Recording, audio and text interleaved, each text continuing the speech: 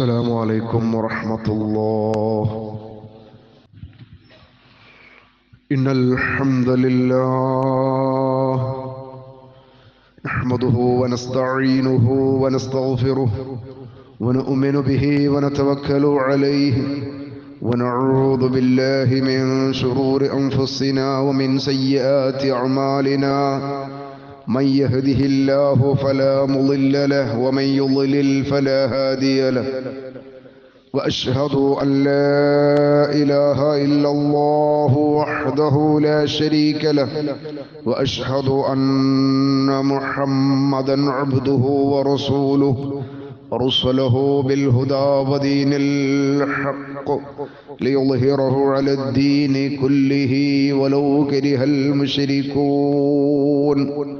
اللهم صل على محمد وعلى آل محمد كما صليت على إبراهيم وعلى آل إبراهيم إنك حميد مجيد.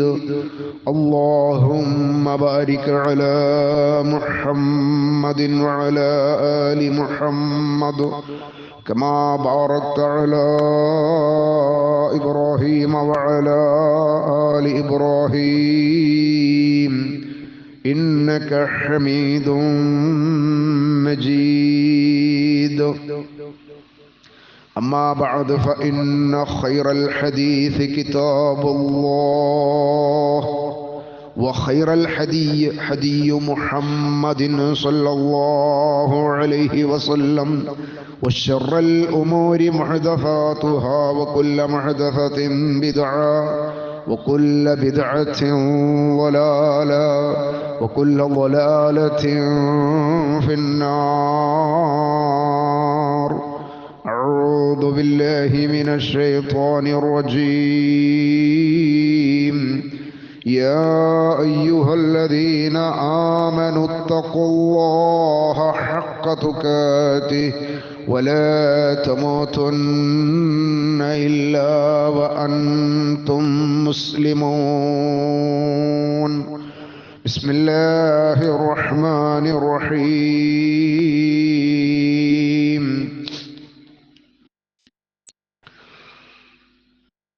ما لكم لا ترجون لله وقارا وقد خلقكم أطوارا.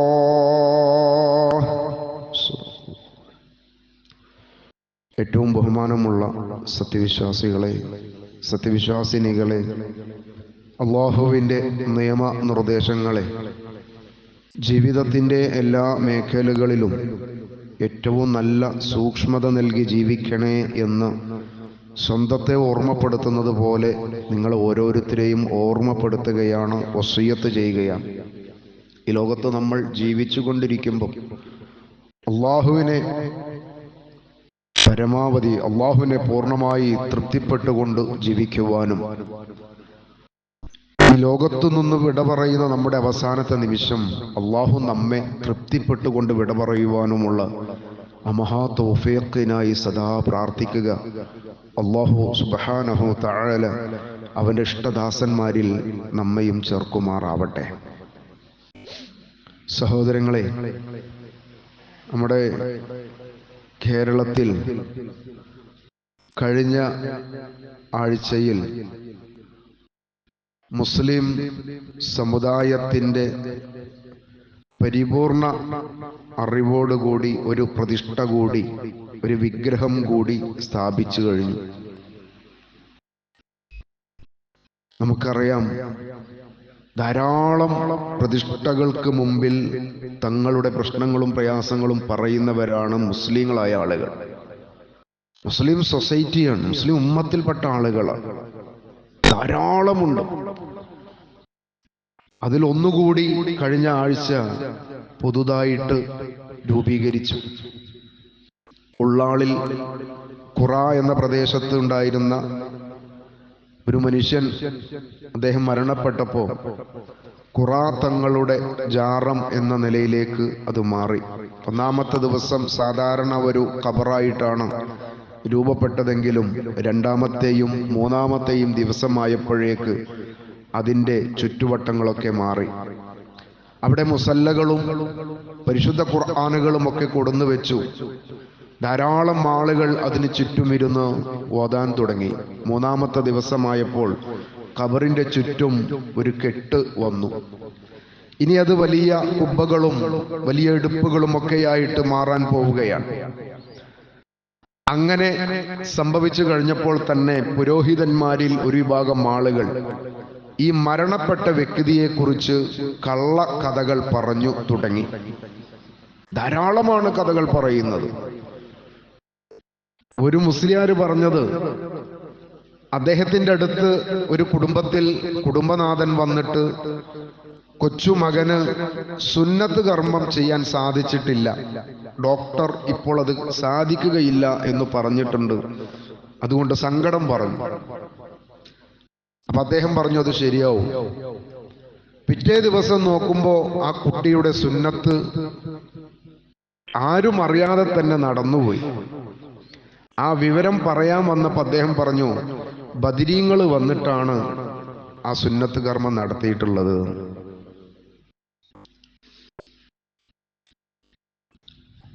സഹോദരങ്ങളെ, എന്തൊക്കെയാണ് പറയുന്നത് എന്നതിന് യാതൊരു ലൈസൻസും ഇല്ലാത്ത അവസ്ഥ. ആരാണ് കൂട്ടരെ ബദരീങ്ങൾ? അവരെത്ര ആളുകളാ?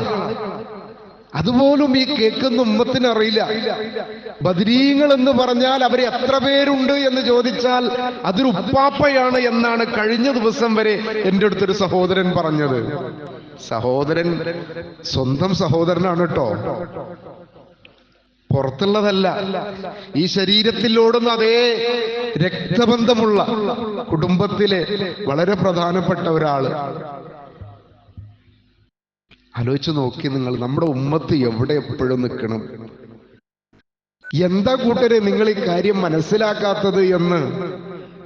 അള്ളാഹുവിന്റെ ഗംഭീര്യത്തെ എന്താ നിങ്ങൾ തിരിച്ചറിയാത്തത് എന്ന് നൂഹ് നബി അലൈഹിസ്സലാം തന്റെ ജനതയോട് ചോദിച്ച ചോദ്യം അള്ളാഹു ഒരു ആയത്തായിട്ട് പരിശുദ്ധ ഖുർആനിൽ നിലനിർത്തി. ഞാൻ അമുഖമായി നിങ്ങളെ ഓതി കേൾപ്പിച്ച ആയത്ത് സൂറത്ത് നൂഹിലെ അതിന്റെ 13-ാമത്തെയും 14-ാമത്തെയും വചനമാണ്. അള്ളാഹു ഇങ്ങനെയാണ് ആയത്ത് ചോദിക്കുന്നത്, മാ ലക്കും തർജൂന ലില്ലാഹി വഖാറ. നിങ്ങൾക്ക് എന്ത് പറ്റി കൂട്ടരെ? നിങ്ങൾക്ക് എന്ത് പറ്റി? അള്ളാഹുവിന്റെ മഹത്വം നിങ്ങൾ ഒട്ടും അംഗീകരിക്കുന്നില്ലല്ലോ. അള്ളാഹിനെ പറ്റി പറയാൻ നിങ്ങൾക്ക് സമയമില്ലല്ലോ. അള്ളാഹുവിന്റെ ഗംഭീര്യത്തെ അറിയാൻ നിങ്ങൾ എന്താ മാറി നിൽക്കുന്നത്? എന്നിട്ട് അതിന്റെ തൊട്ടടുത്ത ആയത്തിൽ അല്ലാഹ് പറയാണ്, നിങ്ങളെ വിവിധ ഘട്ടങ്ങളിലൂടെ സൃഷ്ടിച്ചു വളർത്തിയവൻ അവനാണ്. ഉമ്മയുടെ ഗർഭാശയത്തിൽ ഒരു കുഞ്ഞെന്നതിന്റെ ആദ്യത്തെ അതിന്റെ ആ തുടക്കമുണ്ടല്ലോ, ആ തുടക്കം മുതൽ പ്രസവിച്ച് പുറത്തു വരുന്നത് വരെ അതിൽ യാതൊരാൾക്കും യാതൊരുവിധ അവകാശ പങ്കും പറയാനില്ല. എത്ര കൃത്യമായിട്ട കാര്യം പറഞ്ഞിരുന്നത്. ഒരു കുട്ടി ഗർഭിണിയായി എന്നറിഞ്ഞു കഴിഞ്ഞാൽ പിന്നെ അവിടെ നിന്ന് അങ്ങോട്ട് വിളിക്കുകയാണ് ഓരോരുത്തരെയും. ബദരീങ്ങളെ, അമ്പർത്തങ്ങളെ, മടവൂർ ഷേഖേ, ഓച്ചുറപ്പാപ്പ, ഇനിയിപ്പോ പുതിയ വിളി കുറപ്പാപ്പ എന്നും കൂടി വരാൻ തുടങ്ങുക. അതിനുവേണ്ടി ഇവരെയൊക്കെ വിളിക്കാൻ വേണ്ടിയിട്ട് ഈ ദുനിയാവിൽ ഒരിക്കലും സംഭവിച്ചിട്ടില്ലാത്ത കള്ളക്കഥകൾ പറഞ്ഞു പെരുപ്പിക്കുക. അതിൽ ഒന്നാണ് ഞാൻ നിങ്ങളുടെ മുമ്പിൽ ഓർമ്മപ്പെടുത്തിയത്. ബദരീങ്ങൾ ഇപ്പൊ സുന്നത്ത് കഴിക്കൽ പരിപാടിയും കൂടി തുടങ്ങിയിരിക്കണം. ഇതൊക്കെ വിശ്വസിക്കാൻ ഒരു കൗമ ഉണ്ടായത് എങ്ങനെയാണെന്നറിയോ? അള്ളാഹുവിനെ കുറിച്ചുള്ള ഗാംഭീര്യം മറന്നുപോയി, അള്ളാഹനെ മറന്നുപോയി. കഴിഞ്ഞ ദിവസം ഈ പറയപ്പെടുന്ന പുതിയ പ്രതിഷ്ഠ രൂപീകരിക്കുന്നതിന് അവിടെ തടിച്ചുകൂടിയ ജനങ്ങളിൽ രാഷ്ട്രീയ രംഗത്ത് വളരെ ശ്രദ്ധേയനായ, പേര് പറയാൻ ഞാൻ മടിക്കുന്നില്ല, പല സംഗതികളും നേരിട്ട് തുറന്നു പറയേണ്ടി വരും എന്നതുകൊണ്ട് പറയാ. ആരെയെങ്കിലും ആക്ഷേപിക്കാനല്ല, ആരെയും പരിഹസിക്കാനല്ല, പരിശുദ്ധമായ മിമ്പറിൽ നിന്നാ ഞാൻ പറയുന്നത്. സഹോദരങ്ങളെ, ശരിക്കൊന്ന് മനസ്സിലാക്കിയിട്ടില്ല എങ്കിൽ നമ്മുടെ ജീവിതം നഷ്ടമാ, നമ്മുടെ കുടുംബങ്ങളുടെ കാര്യം വളരെ പ്രയാസത്തിലാ. നമ്മുടെ കൂടെ ജീവിക്കുന്ന ഒരു ജനത മുസ്ലിം ഉമ്മത്താണ് എന്നതിൽ അഭിമാനിക്കുന്ന ജനത, ലാ ഇലാഹ ഇല്ലല്ലാഹ് പറയുന്നതിൽ അവർക്ക് യാതൊരു തകരാറുമില്ല. അതൊക്കെ അവർ പറയും, അതൊന്നും അവർക്ക് പറ്റാത്ത സംഗതിയല്ല. പക്ഷേ പറയുന്ന ലാ ഇലാഹ ഇല്ലല്ലാഹയുടെ ഗൗരവം അറിയാത്ത ഒരു ജനത, അവരോടൊപ്പം ജീവിക്കേണ്ടി വരുന്ന ഈ കാലഘട്ടത്തിൽ നമ്മൾ ഓരോരുത്തരും നാളെ പടച്ച തമ്പുരാന്റെ കോടതിയിൽ സാക്ഷി പറയേണ്ടി വരും എന്നത് ഉറപ്പാണ്. അതുകൊണ്ട് പറയാ, CM ഇബ്രാഹിം എന്ന് പറയുന്ന കർണാടക സ്റ്റേറ്റിൽ രാഷ്ട്രീയ രംഗത്ത് വളരെ ശ്രദ്ധേയനായ കേന്ദ്രമന്ത്രിയൊക്കെ ആയിട്ടുള്ള അദ്ദേഹം ആ സദസ്സിൽ വന്നിട്ട് പറയാ, അദ്ദേഹം ആദ്യം പറഞ്ഞത്, ഞാൻ ഇങ്ങോട്ട് വന്നത് ഈ മരിച്ചെടുക്കുന്ന ആളിനെ വിളിച്ചതുകൊണ്ടാ. മൂപ്പര് വിളിച്ചിട്ടാ ഞാൻ വന്നത്, നിങ്ങളാരും വിളിച്ചിട്ടല്ല. മൂപ്പരെന്നെ വിളിച്ചു ഇങ്ങോട്ട് വരാൻ വേണ്ടി പറഞ്ഞു. ആരാ ഈ കിടക്കണെന്ന് അറിയോ നിങ്ങൾക്ക്?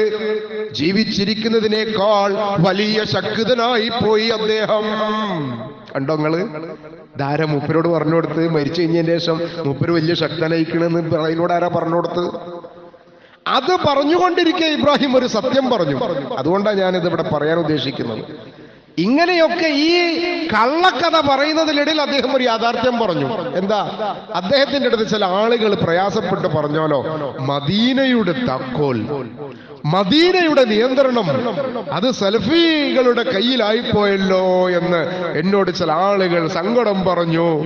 ഞാൻ പറഞ്ഞു, അത് അങ്ങനെ തന്നെ ആവണമെന്ന് റസൂലുള്ള വിചാരിച്ചതാ. അത് വേറെ കാര്യം കേട്ടോ, അത് അദ്ദേഹത്തിന്റെ വകയാ. അത് റസൂലുള്ള വിചാരിച്ചതല്ല, അള്ളാന്റെ തീരുമാനമാണ്, റസൂലുള്ളാന്റെ തീരുമാനമല്ല. അദ്ദേഹം പറഞ്ഞത് അങ്ങനെ, അത് റസൂലുള്ള തീരുമാനിച്ചതാ. ഇല്ലായിരുന്നുവെങ്കിൽ നമ്മുടെ കൂട്ടത്തിൽപ്പെട്ട ഈ സമസ്ത അല്ലെങ്കിൽ സുന്നി എന്ന് പറയുന്നവരുടെ അടുത്തായിരുന്നു അതിന്റെ താക്കോലെങ്കിൽ അവിടെ ഒരു തരിമ്പ് മണ്ണ് പോലും ബാക്കിയാകുമായിരുന്നില്ല. നക്കിയിട്ടും ഭാര്യ എടുത്തിട്ടും ആളുകൾ ആ പ്രദേശം കാലിയാക്കിയിട്ടുണ്ടാവും. അതുകൊണ്ട് അത് അവിടെ അങ്ങനെ തന്നെ നിലനിൽക്കണമെങ്കിൽ അത് സലഫികളുടെ കയ്യിൽ തന്നെ ആവണം എന്ന് അദ്ദേഹം പറഞ്ഞു. ഒന്ന് ആലോചിച്ച് നോക്കാണ്, എന്താണ് നമ്മൾ കണ്ടുകൊണ്ടിരിക്കുന്നത്, എന്താ കേട്ടുകൊണ്ടിരിക്കുന്നത്? കേരളത്തിലെ സമസ്തയുടെ ഏറ്റവും പ്രബലമായ യുവജന സംഘം അവരുടെ പുതിയ ക്യാമ്പയിന്റെ പ്രമേയം തന്നെ ഇടയാളന്മാർ ഉണ്ടായിരിക്കണം എന്നത് ഇസ്ലാമിന്റെ നിയമമാണ് എന്നാണ്. ഇപ്പൊ അതിന്റെ ബാനറുകൾ ഇറങ്ങി. എന്നിട്ട് ഇമാം ബുഖാരിയിലും പരിശുദ്ധ ഖുർആനിലൊക്കെ ആയത്തുകൾ എടുത്തു കൊടുക്കുക, ഇടയാളന്മാർ വേണമെന്നതിന്. ആലോചിച്ചോക്കാണ്, ഇടയാളന്മാരെ കൊണ്ട് ജീവിച്ചിരുന്ന ഒരു ജനതയുടെ മുമ്പിൽ റസൂലുള്ള വന്നിട്ട് പറയാ, കൂട്ടരെ, നിങ്ങൾ ഇടയാളന്മാരാക്കിയവരാരും നിങ്ങളുടെ വർത്തമാനം കേൾക്കുകയില്ല, അവരാരും നിങ്ങളുടെ പ്രശ്നങ്ങൾക്ക് പരിഹാരമല്ല. ഒരിടയാളനും ഇല്ലാതെ തന്നെ നിന്റെ മുഴുവൻ പ്രശ്നങ്ങൾക്കും പരിഹാരം നൽകുന്നവനായ അല്ലാഹുവിനെയാണ് നിങ്ങൾ ആരാധിക്കേണ്ടത്. അങ്ങനെ പഠിപ്പിച്ചൊരു മതത്തിന്റെ പ്രമാണങ്ങൾ എഴുതി വെച്ച പരിശുദ്ധ ഖുർആനും അതിന്റെ റസൂലുള്ളയുടെ സുന്നത്തും എഴുതി വെച്ച ഭാഗങ്ങളിൽ നിന്ന് അടർത്തിയെടുത്ത് അതിന്റെ വ്യാഖ്യാനങ്ങൾ മാറ്റി അത് തെളിവായി കൊടുത്തുകൊണ്ട് പുതിയ ബാനർ നോട്ടീസുകൾ ഇറങ്ങി. ഈ ഒരു കാലത്താണ് നമ്മൾ ജീവിക്കുന്നത്. ഒന്ന് ആലോചിച്ച് നോക്കാണ്, എന്താണ് ഇത് അവസ്ഥ, എവിടേക്കാണ് പോകുന്നത്? അള്ളാഹുവിനെ കുറിച്ച് പറയാൻ സമയമില്ല, അള്ളാഹുവിനെ കുറിച്ച് പറയാൻ സമയമില്ല. പറയുന്നത് മുഴുവനും കള്ളക്കഥകൾ മാത്രം. അദ്ദേഹത്തിന്റെ സ്വന്തം മകൻ തന്നെ ഇപ്പൊ പുതിയ കഥകളായിട്ട് വന്നിട്ടുണ്ട്. ചെറിയൊരു ആശ്വാസം എന്ന നിലയിൽ നിലമ്പൂര് ആ ഭാഗത്തൊക്കെ വലിയൊരു സ്വാധീനമില്ലെങ്കിലും ചെറിയൊരു സ്വാധീനമുള്ള അവിടുത്തെ ഒരു സമസ്തയുടെ പ്രധാനപ്പെട്ട ഒരു പണ്ഡിതനാണ് നജീബ് മൗലവി എന്ന് പറയുന്നത്. അദ്ദേഹം ഇന്നലെ ഒരു വീഡിയോയിൽ പറഞ്ഞു, നമ്മൾ ആൾക്കാര് കള്ളക്കഥകൾ പറഞ്ഞു വഷളാക്കിയിട്ടുണ്ട് ദീന്. അൽഹംദുലില്ലാഹ്, ചെറിയൊരു സമാധാനമാണ്. പറയേണ്ടവർ പറയുമ്പോൾ അതിന് നമ്മളൊക്കെ പറയുന്നതിനേക്കാൾ അതിനൊരു ഒരു മൈലേജ് എന്ന് പറയൂല്ലോ നമ്മൾ, അതിനൊരു പ്രതികരണം ഉണ്ടാവും. എന്നിട്ട് അദ്ദേഹം പറയാ, എന്തായി പറയണതെന്ന് പറയണവർക്കും അറിയില്ല, കേൾക്കണവർക്കും അറിയില്ല. അങ്ങനത്തെ ഒരു അവസ്ഥയിലായി പോയിട്ടുണ്ട് ജനത. പല ആളുകളും ഇപ്പൊ തോന്നിയിട്ടുണ്ട് ഇതൊന്നും പറയാൻ പാടില്ലാത്തതാണ്. എന്താ കാരണം? എന്തും പറയാന്നുള്ളതാ, എന്തും പറയാ. എന്നിട്ട് ഇപ്പൊ ചില ആൾക്കാര് അങ്ങനെയൊക്കെ മഹാന്മാർക്ക് ആയിക്കൂടെ എന്ന് തോന്നിപ്പോയി. പറഞ്ഞു അങ്ങനെ തന്നെയാണല്ലോ അവര് എന്ന്. പരിശുദ്ധ ഖുർആൻ സൂറത്തു നൂഹിലെ ഞാൻ ഈ ഓതിയ ആയത്തുകൾക്ക് ശേഷം വരുന്ന ചില ആയത്തുകളുണ്ട്. ആ ആയത്തിൽ പരാമർശിക്കപ്പെടുന്ന 5 ആളുകളുണ്ട്. 5 ആളുകൾ. ആ ആളുകളെ കുറിച്ച് നൂഹ് നബി അലൈഹിസ്സലാം തന്റെ ജനതയോട് പറഞ്ഞു, ഈ 5 ആളുകളോടല്ല നിങ്ങളെ പ്രശ്നങ്ങൾ പറയേണ്ടത്. അങ്ങനെ ജനങ്ങളെ ഉത്ബോധിപ്പിക്കാൻ തുടങ്ങി അള്ളാഹുവിന്റെ വഹ്യ് പ്രകാരം. നിങ്ങൾ അവരെ എല്ലാം ആരാധിക്കേണ്ടത്. അതാണ് വളരെ ശ്രദ്ധിക്കേണ്ട ഒരു സംഗതി. എന്താ അറിയോ? ഞങ്ങൾ ആരാധിക്കുന്നില്ലല്ലോ എന്നാ പലപ്പോഴും പറയാ. നിങ്ങൾ അവർക്കല്ല നിസ്കരിക്കേണ്ടതെന്ന് നൂഹ് നബി പറഞ്ഞിട്ടില്ല. നിങ്ങൾ അവർക്ക് വേണ്ടിയല്ല നോമ്പെടുക്കേണ്ടതെന്ന് പറഞ്ഞിട്ടില്ല. നിങ്ങൾ അവർക്ക് വേണ്ടിയല്ല സക്കാത്ത് കൊടുക്കേണ്ടത്. നമ്മൾ മുസ്ലിമായ നമ്മൾ ആരാധന എന്ന് പറയുമ്പോൾ നമ്മുടെ മുമ്പിൽ നമ്മൾ കാണുന്ന ചില ആരാധനകൾ അല്ല ഇവിടെ പറയുന്ന ആരാധന. ആരാധന എന്ന് പറഞ്ഞാൽ അവരോട് നിങ്ങൾ പറയുന്ന സങ്കടത്തെയാണ് ആരാധന എന്നാക്കിയത്. അങ്ങനെയാണ് അള്ളാഹ് പറഞ്ഞു തന്നത്. അങ്ങനെയാണ് നൂഹ് നബി പറഞ്ഞു കൊടുത്തത്. അങ്ങനെയാണ് പണ്ഡിതന്മാർ മുഴുവനും ഈ കാര്യത്തിൽ കൃത്യമായി ബോധനം നൽകിയത്. എന്നിട്ടും എന്തെങ്ങനെയായി പോയി നോക്കൂ. നൂഹ് നബി അലൈഹിസ്സലാം രാവും പകലുമില്ലാതെ ഉറക്കെ പറഞ്ഞു. അവരുടെ അടുത്ത് ചെന്ന് പറഞ്ഞപ്പോ ഖുർആനിൽ പറയാ, സൂറത്ത് നൂഹിലെ ആദ്യ ഭാഗത്ത് കാണാം, നൂഹ് നബി ചെന്ന് പറയുമ്പോ 2 വിരലും അവർ ചെവിയിലേക്ക് കൊണ്ട് വെക്കും. അല്ലെങ്കിൽ അവർ ഉടുത്ത തുണി കണ്ട് ചെവി അടക്കണ്ടി കെട്ടിയിട്ട് പിടിക്കും. ഇനി നൂഹ് പറഞ്ഞത് കേൾക്കൂല. പടച്ചോനെ, അവരങ്ങനെ ചെയ്തതെന്ന് നൂഹ് നബി പറയാ അള്ളാഹിനോട്. സൂറത്ത് നൂഹിൽ കാണാം ആ ആയത്ത്. അതിന്റെ തുടക്കത്തിൽ ഒരു 3-4 ആയത്തുണ്ട്. വരുമ്പോ ആ ഭാഗം പറയുന്നുണ്ട്, അള്ളാഹ് ഞാൻ പറയുമ്പോ അവർ 2 വിരലും ചെവിയിലേക്ക് വെക്കുകയാണ്. അപ്പൊ ഞാൻ അവരോട്, അവർ കേൾക്കാൻ വേണ്ടിയിട്ട് അവരോട് ഞാൻ ഉറക്കെ പറഞ്ഞു. നോക്കൂ ആയത്ത് എങ്ങനെ പറഞ്ഞെന്നറിയോ? അവരോട്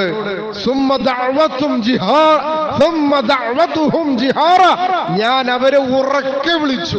അത് 8-ാമത്തെ ആയത്താ. 7-ാമത്തെ ആയത്താണ് ഞാൻ പറഞ്ഞത്. അവർ അതിന്റെ മുകളിലത്തെ ആയത്തിലാ പറഞ്ഞത് അവരവരുടെ ചെവികൾ പൊത്തിപ്പിടിക്കുമായിരുന്നു. അപ്പോ ആ പൊത്തിപ്പിടിച്ചതിൽ നിന്ന് അവർ കേൾക്കാൻ വേണ്ടി ഞാൻ അവരോട് ഉറക്കെ പറഞ്ഞു. പിന്നെ ഞാൻ പല ആളുകളോട് രഹസ്യമായിട്ട് പറഞ്ഞു. ചില ആളുകളോടൊക്കെ ഞാൻ രഹസ്യമായി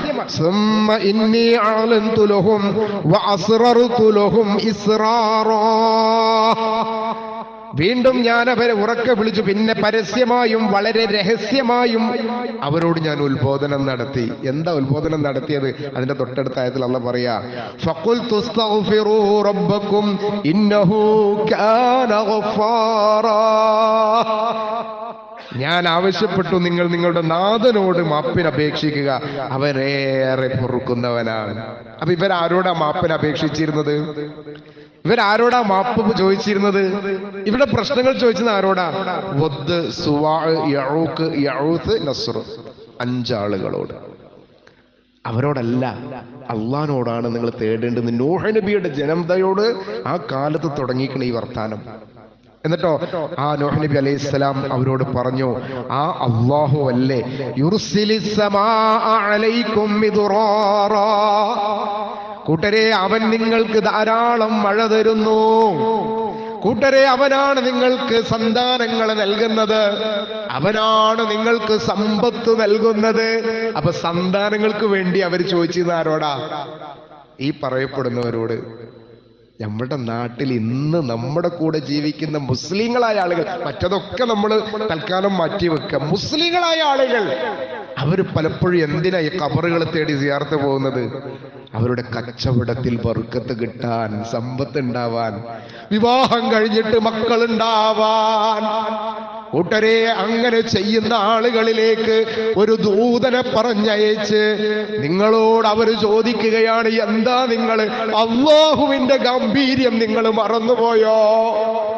അല്ലാ, നിങ്ങൾ ഇങ്ങനെ മറക്കാൻ മാത്രം നിങ്ങൾക്ക് എന്ത് സംഭവിച്ചു അല്ലാ എന്ന് ചോദിക്കുകയാണ് മനുഷ്യരോട്. ഇതിങ്ങനെ നിരന്തരം ചോദിക്കാൻ തുടങ്ങിയപ്പോ ആ ആളുകൾ എന്ത് ചെയ്തു? അവിടെ ഉണ്ടായിരുന്ന അന്നത്തെ പുരോഹിതന്മാർ, ആ പുരോഹിതന്മാർ നൂഹ് നബിയുടെ ഈ ദഅവത്ത് ഇങ്ങനെ നടത്തിയപ്പോ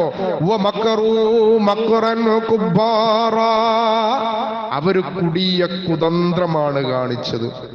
അന്നത്തെ പുരോഹിതന്മാർ, അന്നത്തെ ജാറ വ്യാപാരികൾ, അന്നത്തെ ജാറത്തെ അതിനു വേണ്ടിയുള്ള പരിചരണങ്ങൾ നൽകിയിരുന്ന, ജാറത്തിലേക്ക് ആളുകളെ ക്ഷണിച്ചിരുന്ന അന്നത്തെ പുരോഹിതന്മാർ അവർ കൊടിയ തന്ത്രമുണ്ടാക്കി.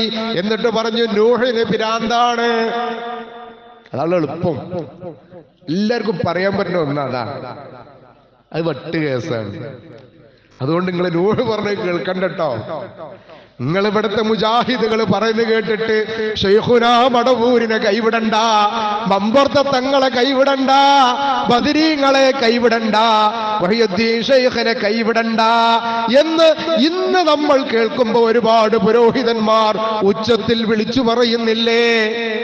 അതേ വർത്തമാനം നൂഹ് നബിയുടെ ജനത, അന്ന് ഖബറുകളെ പരിപാലിച്ചിരുന്ന പുരോഹിതന്മാർ, അവരോട് പറഞ്ഞു, ജനതയോട് പറഞ്ഞു, വഖാലൂ ലാ തദുറുന്ന ആലിഹതകും വലാ തദുറുന്ന വദ്ദൻ വലാ സുവാഅൻ വലാ യഊസ വലാ യഊഖ വനസ്റാ. നൂഹ് നബി പറയണേ കേട്ടിട്ട് അവർ ജനത്തോട് പറഞ്ഞു, നിങ്ങളുടെ ഇലാഹുകളെ കൈവിടണ്ട, നിങ്ങൾ വദ്ദിനെ കൈവിടണ്ട, നിങ്ങൾ സുവാഇനെ കൈവിടണ്ട, നിങ്ങൾ യഊസിനെ കൈവിടണ്ട, നിങ്ങൾ യഊഖിനെ കൈവിടണ്ട, നിങ്ങൾ നസ്റിനെയും കൈവിടണ്ട. അവരെ മുറുക്കി പിടിച്ചോ, അവരെ മുറുക്കി പിടിച്ചോ. എന്താ കാരണം? ആരാണ് ഇവര്? വദ്, സുവാഇ, യഊഖ്, നസ്ർ. ഈ പറയുന്ന 5 ആളുകൾ ആരാ? ആദം നബി അലൈഹിസ്സലാമിന്റെ സന്താന പരമ്പരയിലൂടെ വന്ന വിശ്വാസികളായ ആളുകൾ. ഏതെങ്കിലും വെറുതെ ഉണ്ടാക്കിയ രൂപമല്ല, വെറുതെ ഒരു കല്ലൊരു ചിത്രം ഉണ്ടാക്കി വെച്ചിട്ട് അതിന് പേരിട്ടതല്ല. ഈ 5 ആളുകൾ ഈ ലോകത്ത് ജീവിച്ചവരാ. അവരാരായിരുന്നു? അവരെ കുറിച്ച് പറയുന്നത് അവരും വഹിയ അസ്മാഉ റിജാലി സ്വാലിഹീന മിൻ ഖൗമി നൂഹ്. നൂഹിന്റെ ജനതയിൽ സ്വാലിഹീങ്ങളായ ആളുകളായിരുന്നു. സ്വാലിഹി, ഒരാൾ സ്വാലിഹ് ആവണമെന്നുണ്ടെങ്കിൽ സർട്ടിഫിക്കറ്റ് ആണല്ലോ അത്. സ്വാലിഹീങ്ങളായ ആളുകളായിരുന്നു അവർ. അവരുടെ മരണശേഷം, ഈ 5 ആളുകളുടെ മരണശേഷം ആ കാലഘട്ടത്തിലെ പണ്ഡിതന്മാർ, ആളുകൾക്ക് ദീൻ പഠിപ്പിച്ചു കൊടുത്തിരുന്നവർ, അവര് മരിച്ചപ്പോ അവര് ഇരുന്ന് ജനങ്ങൾക്ക് ഉപദേശം കൊടുത്തിരുന്ന സ്ഥലങ്ങളുണ്ടല്ലോ, ആ സ്ഥലങ്ങളിലൊക്കെ ഓരോ ആളുകൾ മരിക്കുമ്പോഴും അവിടെ ഒരു മരക്കഷ്ണം അവിടെ ഇങ്ങനെ നാട്ടി. എന്തിനാ അത്? ഇത് ഒത്തിരുന്നിരുന്ന സ്ഥലമാണെന്ന് അവർക്ക് ഓർമ്മ ഉണ്ടാവാൻ വേണ്ടിയിട്ട്, ഒന്നിനോട് തേടാനല്ല കേട്ടോ, അവിടെ ഭണ്ഡാരപ്പട്ടി വെക്കാനല്ല, അവിടെ നേർച്ചകളും വഴിപാടുകളും ഉണ്ടാക്കാനല്ല, ഇത് ഒന്നിരുന്നിരുന്ന സ്ഥലമാണ് എന്ന് ഓർമ്മ ഉണ്ടാവാൻ വേണ്ടി. കാരണം അവർ അത്ര സ്നേഹിരുന്നവർക്ക് അവരത് മാത്രമേ ഉദ്ദേശിച്ചിട്ടുള്ളൂ. ആ ജനത വേറൊന്നും ഉദ്ദേശിച്ചിട്ടില്ല. സുവാഴി ഇരുന്നിരുന്നിടത്തൊരു ഒരു മരക്കഷ്ണം അത്ര ഉണ്ടായിട്ടുള്ളൂ. ആ മരക്കഷ്ണം നാട്ടിയ കൗമുണ്ടല്ലോ, അവരുടെ മരണശേഷം ഫലം തഅബുദു ഹത്താ ഇദാ ഹലക ഉലൈക, അവരാരും തന്നെ ഇവരോട് ഇബാദത്ത് ചെയ്തിട്ടില്ല, ആരാധന നിർവഹിച്ചിട്ടില്ല. ആര്? ഈ നാട്ടിയ ആളുകൾ ആരും ഇതിനെ വിളിച്ചു തേടിയിട്ടില്ല, പ്രാർത്ഥിച്ചിട്ടില്ല. അവരുടെ കാലശേഷം, നാട്ടിയവരുടെ കാലശേഷം പിന്നെയോ ഇതെന്തിനാ ഇതിങ്ങനെ നാട്ടിയതെന്നുള്ള ആ വിവരം അടുത്ത ജനതക്ക് മനസ്സിലായില്ല. ഒരു വിചാരിച്ച എന്താണെന്നറിയോ? ഇവരോട് നമ്മളെ കാര്യങ്ങൾ പറയാൻ വേണ്ടി മുൻഗാമികൾ ചെയ്തു വെച്ചതാണ്. അവിടെ നിന്നാണ് പിന്നെ അതിൻ്റെ അടുത്ത് പോയിരിക്കാനും സങ്കടങ്ങൾ അവരോട് പറയാനും തുടങ്ങിയത്. അവരോടാണ് നൂഹ് നബി അലൈഹിസ്സലാം വന്നിട്ട് പറഞ്ഞത്, നിങ്ങൾ അല്ലാഹുവിനോടല്ലേ ഇസ്തിഗ്ഫാർ തേടേണ്ടത്, അവനോടല്ലേ പാപമോചനം തേടേണ്ടത്, അവനോടല്ലേ മഴയ്ക്ക് വേണ്ടി ചോദിക്കേണ്ടത്, അവനോടല്ലേ നിങ്ങളുടെ സമ്പത്ത്, നിങ്ങളുടെ പ്രയാസങ്ങൾക്ക് പറയേണ്ടത്. നിങ്ങൾ എന്തേ അള്ളാനെ മറന്നു? അള്ളാനെ മറന്നില്ലേ നമ്മളെ കൗമ്? അള്ളാഹുവിനെ മറന്നു. എന്നിട്ടോ എന്ത് പ്രതിസന്ധി ഉണ്ടെങ്കിലും ഇപ്പൊ ഓരോ സ്ഥലത്തേക്ക് രാവിലെ ഇറങ്ങുക ബസ്സിൽ, എത്ര സഹോദരങ്ങളെ, നിങ്ങളും ഒന്ന് ഇറങ്ങി, വീട്ടിൽ തന്നെ നാട്ടിൽ തന്നെ ഇരിക്കല്ലേ, നിങ്ങളൊന്ന് ഇറങ്ങി ഒരു ദിവസം ഇങ്ങനെ വാഹന സൗകര്യമുള്ള ആളുകൾ ഇല്ലെങ്കിലും ബസ്സിനൊക്കെ പോയിക്കോളി. എന്നിട്ട് നമ്മളെ നാട്ടിലെ ചില കേന്ദ്രങ്ങളിൽ മടവൂരൊക്കെ നിങ്ങളൊന്ന് പോയി നോക്കി. രാജ്യത്തിന്റെ വ്യത്യസ്ത ഭാഗങ്ങളിൽ നിന്ന് ടൂറിസ്റ്റ് ബസ്സുകൾ, വലിയ ബസ്സുകൾ എത്ര എണ്ണമാണ് വരുന്നതെന്നറിയോ? ഞാൻ നേരിട്ട് കണ്ടതുകൊണ്ട് പറയാ, ധാരാളം വാഹനങ്ങൾ. ഈ വരുന്ന ബസ്സുകൾക്ക് പാർക്ക് ചെയ്യാനായിട്ട് വലിയൊരു സ്ഥലം ഇപ്പോൾ അവർ മേടിച്ചു വെച്ചിട്ടുണ്ട്, വരുന്ന ബസ്സുകൾക്ക് പാർക്ക് ചെയ്യാൻ. ചെറിയ വാഹനങ്ങൾക്ക് വേറെ. അവിടെ വരുന്ന ആളുകൾക്ക് പെട്ടെന്ന് വല്ല രോഗം ഉണ്ടായ അവരെടുത്ത് ഓടാനുള്ള ആംബുലൻസുകൾ ഒന്നിലധികം അവിടെ നിർത്തിയിട്ടിരിക്കുക. അപ്പൊ അവിടെ നിന്ന് പ്രശ്നം ഉണ്ടായി കഴിഞ്ഞാൽ ഈ പറഞ്ഞ പാപ്പക്ക് ഇടപെടാൻ പറ്റൂല എന്ന് ഓർക്ക് നല്ല ബോധ്യമുണ്ട്. അതിനല്ലേ ആംബുലൻസ് അവിടെ നിർത്തിയിട്ടുള്ളൂ. അല്ലെങ്കിൽ എല്ലാ പ്രശ്നങ്ങൾക്കും പരിഹാരമുള്ള സ്ഥലത്ത് ആംബുലൻസ് നിർത്തിയിടേണ്ട ആവശ്യമുണ്ടോ? സഹോദരങ്ങളെ, ഈ തരത്തിൽ ഖൗമ് വളരെയധികം അപകടകരമായ അവസ്ഥയിലേക്കാണ് പോകുന്നത്. നമ്മൾ വിചാരിച്ച ഒരു കാലഘട്ടത്തിൽ അങ്ങനെ ജാറൊക്കെ ഉണ്ടാക്കി തീർന്നു ഇല്ല, ഇഞ്ഞുണ്ടാക്കി തന്നെയാണ്, ഇപ്പോഴും ഉണ്ടാക്കി തന്നെയാണ്. ഒന്നുകൊണ്ട് കൊഴിഞ്ഞ് കിട്ടിയാൽ മതി എന്നുള്ളതാണ്. ഒന്നുകൊണ്ട് കൊഴിഞ്ഞ് കിട്ടിയാൽ മതി. പിന്നെ അതവിടുത്തെ ഒരു പണസമ്പാദനത്തിന്റെ മാത്രം ലക്ഷ്യം വെച്ചുകൊണ്ട് ഇനിയിപ്പോ അതിനേക്കാൾ വലിയൊരു ജാറം വരാൻ പോകണ്ടോ. വേറൊരു സംഗതി എന്താണെന്നറിയോ? ഒന്ന് കഴിഞ്ഞ് പുതിയൊരു ജാറും വരുമ്പോ ആദ്യം പറഞ്ഞ കറാമത്തുകളൊന്നും വല്ലാണ്ട് അരിക്കാക്കും, എന്നിട്ട് ഇത് പറഞ്ഞു വലുതാക്കും. ഇനി ഇങ്ങോട്ട് പോരിട്ടോ, അവിടെ കുറയോ? ഇല്ല, അവിടെ കുറഞ്ഞിട്ടല്ല, അവിടെ പോവാതെ ഇങ്ങോട്ട് വരൂല. കാരണം എന്താ അറിയോ? ഭയപ്പാടാ. എനിക്ക് എന്റെ ജീവിതത്തിൽ ഉണ്ടായതാ. ജാറങ്ങളിലേക്കുള്ള സിയാറത്തിൽ ഏതെങ്കിലും ഒരു മക്കാമ് കടന്ന് വാഹനം പോകുമ്പോ അവിടെ കയറാതെ പോയപ്പോ ഇനി അതിന് വല്ല മുസീബത്ത് ഉണ്ടാവോ എന്ന് പേടിച്ചൊരു വ്യക്തിയാണ് ഞാൻ. എന്റെ ഉസ്താദിനോട് ഞാൻ ചോദിച്ചിട്ടുണ്ട്. വിട്ടൊന്നുമല്ല, നിങ്ങളുടെ തൊട്ടടുത്ത് തന്നെ വേങ്ങര കോയപ്പാപ്പാന്റെ ജാറത്തിന്റെ മുമ്പിലൂടെ നടന്നു പോവാ ഞാനും എന്റെ ഉസ്താദും കൂടി. അപ്പൊ സിയാറത്തിനായിട്ട് കയറുമെന്ന് വിചാരിച്ച് ഉസ്താദ് കയറാൻ സമ്മതിച്ചില്ല. എന്റെ കൈ പിടിച്ച് അവിടെ നിന്ന് ഒരു സ്പെഷ്യൽ വലിയാണ്ട് വലിച്ചിട്ടാണ്ട് കൊണ്ടുപോയി. ഞാൻ അങ്ങനെ തിരിഞ്ഞു നോക്കുക മക്കാമിലേക്ക്, കാരണം കയറാതെ പോയ കുരുത്തക്കൂട് കിട്ടുമോ. കുറച്ചാണ്ട് പോയിട്ട് ഉസ്താദിനോട് ചോദിച്ചു, എന്തേ നമ്മളവിടെ കയറാഞ്ഞെന്ന്. അപ്പൊ ഉസ്താദ് പറഞ്ഞ മറുപടി സ്വകാര്യമായിട്ട് ആർക്കെങ്കിലും കേൾക്കണമെങ്കിൽ എന്നോട് ചോദിച്ചാൽ മതി, ഇൻഷാ അല്ലാഹ് പറഞ്ഞുതരാം. സഹോദരങ്ങളെ, ഭയപ്പാടാണ്. അതുകൊണ്ട് ഉണ്ടാക്കിയ ഒരു ദർഗയും പൂട്ടേണ്ടി വരൂല. സത്യമായി ജനങ്ങളോട് പറയുമ്പോ കേൾക്കുന്ന നമ്മുടെ കുടുംബങ്ങൾക്ക് അപ്പം കുറച്ച് വിഷമൊക്കെ ഉണ്ടാവും. പക്ഷെ പിന്നീട് അവർ ആലോചിക്കും, അള്ളാന്റെ തൗഫീഖ് ഉണ്ടെങ്കിൽ. ആ തൗഫീഖ് ഉണ്ടാവാൻ നമ്മൾ അള്ളാഹിനോട് പ്രാർത്ഥിക്കുക. നമുക്ക് വേണ്ടപ്പെട്ടവരാ, നമ്മുടെ ഉമ്മമാരാ, നമ്മുടെ അയൽവാസികളാ, നമ്മുടെ സഹോദരങ്ങളാണ്. ഉറപ്പായിട്ടും ഈമാൻ നഷ്ടപ്പെട്ട് കാഫിറായിട്ട് ഈ ലോകത്ത് മരിച്ചു പോകുള്ളൂ എന്ന് ഞാൻ പറയല്ല, പരിശുദ്ധ ഖുർആൻ പറഞ്ഞതാ. അല്ലാഹു സുബ്ഹാനഹു തആല നമ്മുടെ ഉമ്മത്തിന് ഇസ്സത്ത് നൽകി അനുഗ്രഹിക്കുമാറാവട്ടെ. അൽഹംദുലില്ലാഹ് الذي هدانا لهذا وما كنا لنهتدي لولا أن هدانا الله اللهم صل على محمد وعلى آل محمد كما صليت على إبراهيم وعلى آل إبراهيم إنك حميد مجيد أما بعد فاتقوا الله عباد الله. സഹോദരങ്ങളെ, സഹോദരിമാരെ, അള്ളാഹുവിനെ സൂക്ഷിക്കണേ എന്നൊരിക്കൽ കൂടി ഓർമ്മപ്പെടുത്തുക. കഴിഞ്ഞ ഖുതുബയിൽ നമസ്കാരത്തിന്റെ വിഷയം പറഞ്ഞപ്പോൾ റുക്കൂഉം സുജൂദും ഇതിലേതെങ്കിലും ഒന്ന് നഷ്ടപ്പെട്ടാൽ അവന്റെ നിസ്കാരം ബാത്തിലാകും എന്ന് പറഞ്ഞപ്പോൾ റുക്കൂഇന്റെ സുജൂദിന്റെ രൂപത്തെക്കുറിച്ച് ചോദിച്ചിരുന്നു. പല ആളുകളും റുക്കൂഇലേക്ക് പോകുമ്പോൾ പരിപൂർണമായിട്ട് പോകണം. ചില ആളുകൾ ഇങ്ങനെ ഒന്ന് കൈ അവിടെ എത്തുമ്പോൾ തല കുനിക്കൽ നിർത്തുന്ന ഒരു സമ്പ്രദായമുണ്ട്. രോഗം കൊണ്ടോ തല അത്രയും കുനിക്കാൻ പറ്റാത്തത് കൊണ്ടോ ആണെങ്കിൽ ഒരു പ്രശ്നവുമില്ല, അവനത് മതി. ചില ആളുകൾക്ക് മുഴുവനായിട്ട് തല കുനിച്ചാൽ തല ചുറ്റുന്നയോ അങ്ങനത്തെ ഒരു പ്രയാസം ഉണ്ടെങ്കിൽ ഞാൻ ഈ പറയുന്നത് ബാധകമല്ല. അല്ല, ആരോഗ്യം മുഴുവൻ ഉണ്ടെങ്കിൽ നമ്മുടെ ശിരസ്സും നമ്മുടെ ഊരയും ആ ഭാഗം ഒരേ ലെവലിൽ ഇങ്ങനെ ഒരു അതിനെപ്പറ്റി പഠിപ്പിക്കുമ്പോൾ പറയൽ വളവൊന്നുമില്ലാത്ത നല്ല ഒരു സ്കെയിൽ വെച്ച് കഴിഞ്ഞാൽ അതങ്ങനെ ഒരേപോലെ നിൽക്കുന്ന രൂപം എന്നതാണ്. അതാണ് റുക്കൂഇന്റെ യഥാർത്ഥ രൂപം. നമ്മുടെ രണ്ട് കൈകളും മുട്ടിൻ കാലിൽ ഇങ്ങനെ വെച്ചുകൊണ്ട് പിടിച്ചുകൊണ്ട് നിൽക്കുന്ന രൂപം. പിന്നെ സുജൂദിന് സാധാരണ നമ്മൾ സാഷ്ടാംഗം എന്നാണ് പറയാ. 8 അംഗങ്ങൾ കൊണ്ടാണ് സുജൂദിനെ പറയാ. എന്നാൽ 7 അംഗങ്ങളാണ് സുജൂദിന്റെ നിർബന്ധമായിട്ടും വരുന്നത്.